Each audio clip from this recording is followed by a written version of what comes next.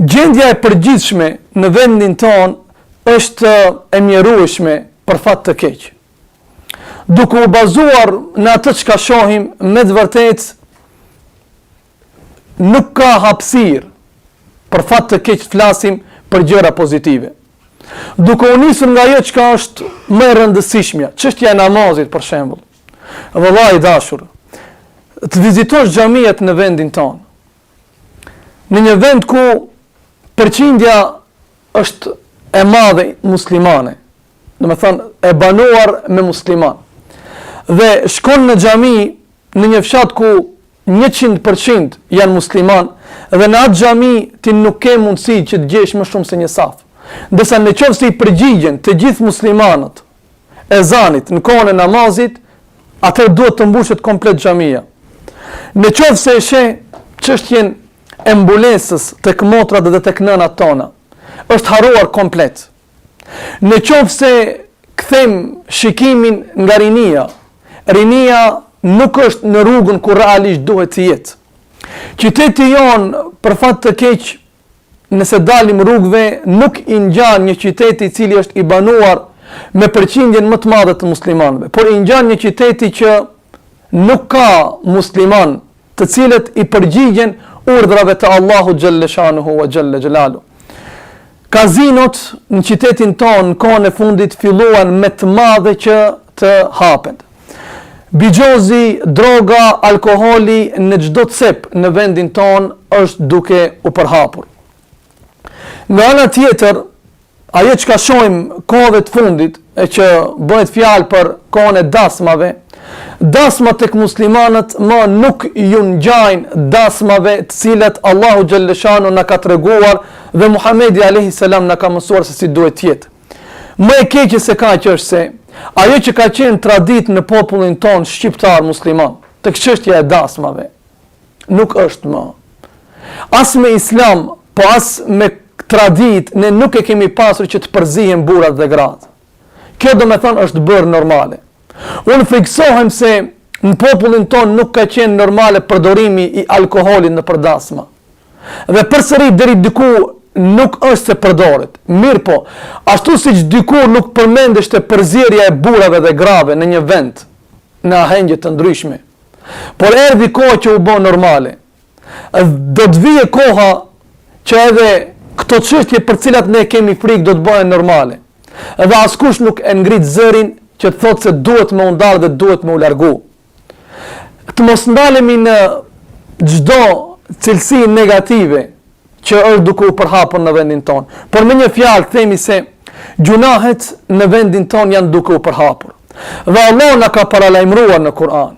Në qoftë se përhapen gjunahet në një vend, ai popull që e përhapen janë sebeb për përhapjen e gjunaheve, në atë popull Allahu xhalla shanu ka me zbrit dënim.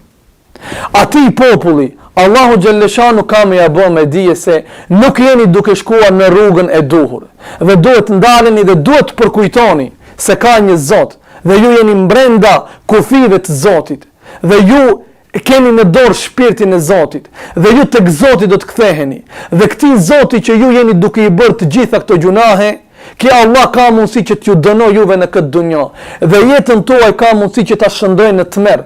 Dhe Allahut nuk i nevojitet me një mund shumë i madh për ta bërë këtë. Mjafton me një kun bëhu dhe ajo bëhet fejekun. Edhe tash, në qoftë se e kthem thash shikimin nga gjunahet, para se me gjiku a ishte dënim apo ishte sprov, nëse e shohim veten tonë, familjet tona dhe shoqërinë tonë në përgjithësi, Allahu xhalla shanuhu i dashur i vëlla nuk i bën askujt padrejti. A kur zbret dënimi i Allahut, apo kur zbret sprova e Allahut në tokë, ati ma Allahu kanë e kap, ajo është prej Allahu xhalla shanuhu wa xhalla xhelalu. Mirë po e jona është që në raste të tilla të shohim veten tonë. Dhe kur të shohim veten tonë në raste të tilla, ne duhet të mundohemi që të përmirësojmë gjendjen në vendin tonë. Sepse Allahu xhalla shanuhu në një vend ku përhapen gjunahet, në atë vend e zbret dënimin.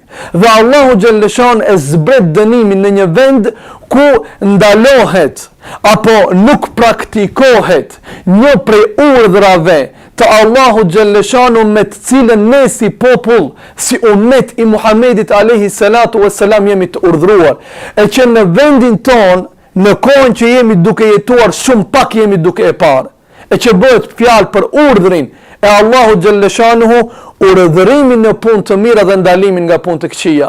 Kur ummeti Muhamedit alayhi salatu wassalam do të largohen nga urdhërimi në punë të mira dhe do të largohen nga ndalimi në punë të këqija, atëherë padyshim që do të përhapen gjunahet në tokën e Allahut Gjelleshanu. Në një hadith, pejgamberi sallallahu alaihi wasallam thot: në një popull, na bëhet me dije, në një popull që me të madhe përhapet zinaja, dhe në një popull ku me të madhe përhapet dhe punohet kamata, ky popull vetëm se e ka merituar dënimin e Allahut Gjelleshanu. Në qoftë se në këto dy cilësi negative që i ka përmendur pejgamberi alayhi salatu wassalam, pra zinan dhe kamatën, dhe nëse e shohim se në çfarë niveli është tradhtia bashkëshortore dhe zinaja në vendin tonë, dhe sa punohet me kamat në vendin tonë, themi se Allahu Gjelleshanu nuk ju bën pa drejtësi njerëzve, përpos se ata kanë merituar çdo farlloj dënimi nga ana e Allahut Gjelleshanuhu wa Jalla Jalaluhu. Dhe përpara se të mendojmë se a ishte dënim apo a është dënim një fatkeqësi natyrore që ndodhe në një vend, në momente të tilla kur të shohim ne se ndodh diçka nga ana e Allahut Gjelleshanu, nuk na pyet Allahu se a ishte dënim apo çka ishte, por na pyet Allahu Gjelleshanu ti çfarë bëre.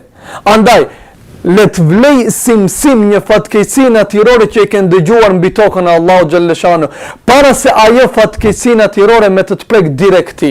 Andaj, më e mira që duhet të bëjmë është largimi nga gjunahet dhe urdhrimi në atë çka Allahu Gjelleshanu na ka urdhëruar për të vepruar, dhe ndalimi nga ajo çka Allahu Gjelleshanuhu wa Jalla Jalaluhu na ka urdhëruar që të largohemi nga gjërat dhe cilësitë negative që përhapen me të madhe në shoqërinë tonë dhe në vendin tonë. Allahu Gjelleshanuhu wa Jalla Jalaluhu në Kur'an në forma të ndryshme na i paraqet dhe na e bën me dije, apo na flet më mirë të themi, për fatkeqësitë natyrore.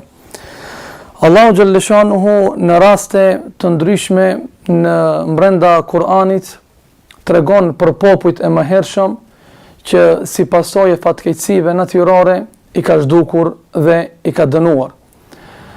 Në raste të tjera, Allahu Gjelleshanuhu përmend fatkeqësitë natyrore si mësim apo si sprovë për njerëzit cilët kanë lëshuar rrugën e Allahut Gjelleshanuhu wa Jalla Jalaluhu.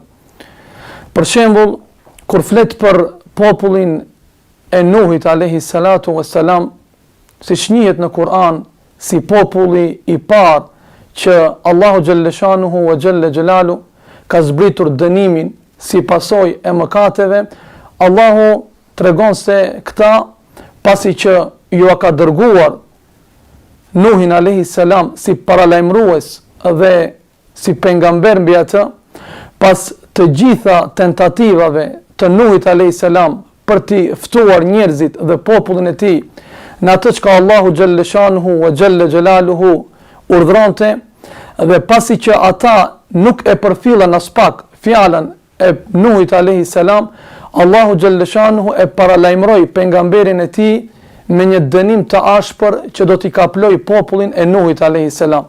Dhe kështu ndodhi.